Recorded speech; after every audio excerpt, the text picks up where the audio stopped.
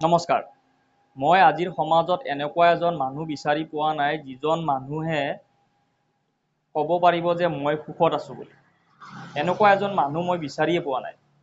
মই বিভিন্ন মানুহ, বহুতো মানুহৰ লগত মই আলোচনা বিলোচনা কৰিছোঁ, কিন্তু তেওঁলোকক মই যেতিয়া সুধিছিলোঁ যে আপোনালোকে সুখী নে, এক কথাতে কৈছিলে যে তেওঁলোকে যে আমি সুখীও দুখীও তথাপিতো জীয়াই আছোঁ। আমি সুখীও দুখীও তথাপিতো জীয়াই আছোঁ, এই কথাটোৱে মোক কৈছিলে। মই ক'লোঁ যে আপোনালোকৰ সমস্যা কি কি? তেওঁলোকে ক'লে সমস্যাও বহুত আছে, তথাপিতো আমি সুখী।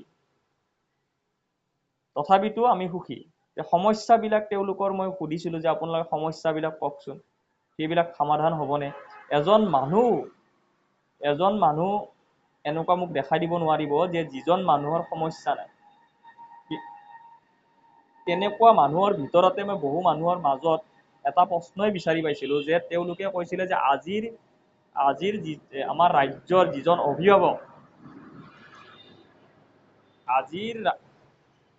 আমাৰ ৰাজ্যৰ যিজন অভিভাৱক বা আমি যাক মানে মুৰব্বী বুলি ভাবোঁ, মানে ৰাজ্যৰ মুৰব্বী, আমাৰ মুখ্যমন্ত্ৰী ডাঙৰীয়া, তেওঁৰো বোলে সুখ নাই, তেওঁৰো দুখ। মানে সকলোৱে আশাত বহি আছে। মানে কেনেকুৱা দুখবিলাক শুনিব। যে মই সুধিলোঁ যে দাদা কওকচোন আপোনাৰ দুখবিলাক কি কি? তেওঁ ক'লে যে মোৰ ল'ৰাটোৰ চাকৰি নাই। আচ্ছা, ই এটা দুখ। এনেকে ২ নম্বৰ মানুহজনলৈ গ'লোঁ। ২ নম্বৰ মানুহজনে ক'লে কি যে মোৰ ছোৱালীজনী বিয়া দিব পৰা নাই। ৩ নম্বৰ মানুহজনৰ তাতে গ'লোঁ, তেওঁ ক'লে যে মই ২ মাহৰ পৰা যিটো কোম্পানীত কাম কৰোঁ দৰমহা পোৱা নাই। এনেকে গৈ আছোঁ, গৈ থাকোঁতে কোনোবাই ক'লে যে মোৰ ৰেচন কাৰ্ডখন এপ্লাই কৰিছিলোঁ অহা নাই। কোনোবাই কয় যে মই অৰুণোদয় এপ্লাই কৰিছিলোঁ পোৱা নাই। মানে কিমান সমস্যা। তাৰপিছত ক'লে যে মই গেছত এপ্লাই কৰিছোঁ ২৬ দিন হোৱা নাই। কোনোবা এজনে ক'লে কি যে ফুটপাথত দোকান বহিব নিদিয়ে। কোনোবা এজনে ক'লে যে ছোৱালীজনীক ডিগ্ৰীটো কমপ্লিট কৰিব লাগিছিল, টকা নাই। গাড়ী এখন কিনিছোঁ, পেট্ৰল ভৰাব পইচা নাই। মানে বহুতো সমস্যা। মাটিটোৰ খাজনা দিব পৰা নাই, মাটিটোৰ টেক্স দিব পৰা নাই, পানীৰ কানেকশ্যন দিছে কিন্তু আমি ল'ব পৰা নাই। কিমান সমস্যা। তাৰ মাজত মই তেওঁলোকক সুধিলোঁ যে তেনেহ'লে ৰাজ্যৰ মুৰব্বীজনৰ যে আপুনি সমস্যা বুলি ক'লে, যে আমাৰ ৰাজ্যৰ মুখ্যমন্ত্ৰী ডাঙৰীয়াৰ সমস্যা, তেওঁৰ কি সমস্যা? তেওঁতো আমাৰ সকলোৰে ৰাজ্যখনৰ মেইন অভিভাৱক। তেওঁৰ কি সমস্যা?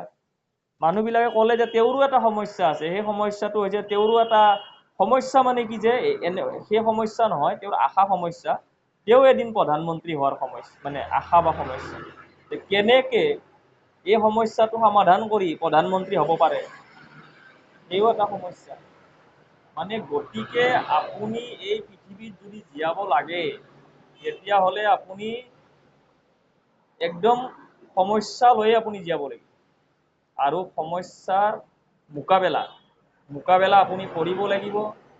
মোকাবেলা মানে আমি যুদ্ধ বুলিয়ে ক'ব লাগিব। আমি যুদ্ধ, সংগ্ৰহ সেইবিলাক কৰিব লাগিব। কৰিলেহে আপুনি মানে এজন মানুহ। প্ৰত্যেক মানুহৰে আশা আছেতো, এই আশাই সংঘৰ্ষ। মানে হেৰুৱাই পেলাব নালাগে। আপুনি ৰৈ থাকক। কোনোবাই আপোনাক সহায় সহযোগিতা কৰিব। বহুতে বেয়া পাব, বহুতে ভাল পাব। কিন্তু সমস্যা আপোনাৰ সমাধান নহয়। আজি যদি আপোনাৰ এইটো সমাধান হয়, কালি এইটো আৰম্ভণি হ'ব। বুজি পালে?